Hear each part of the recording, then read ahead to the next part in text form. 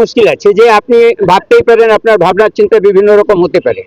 আমি কিসের জন্য প্রার্থী হচ্ছি এটা এই মুহূর্তে বলাটা ঠিক হবে না। নিশ্চিতভাবে যখন নমিনেশনটা ফাইনাল হয়ে যাবে সেই সময়টা আপনাকে বলবো যে কেন।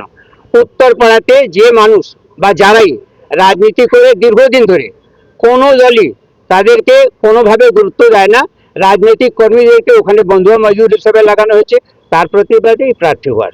আরেকটা বিষয় হলো বহুদিন ধরে আপনি তৃণমূলের ওখানে কোণঠাসা হয়ে পড়েছিলেন। না না, এইটা কোণঠাসা বলবেন না। আমি তৃণমূলকে ধাক্কা দিয়ে আমি বেরিয়ে এসেছিলাম।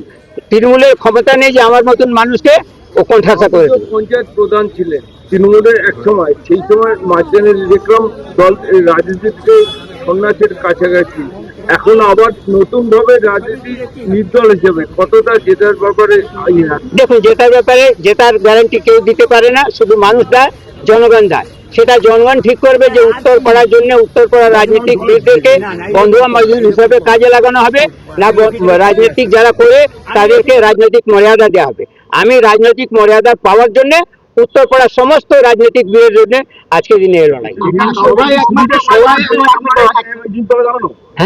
অন্য কাউকে কি সুবিধা করার জন্য আপনার এইটাই মুশকিল আছে যে আপনারা ক্যালকুলেটিভ অনেকটা হয়ে যান।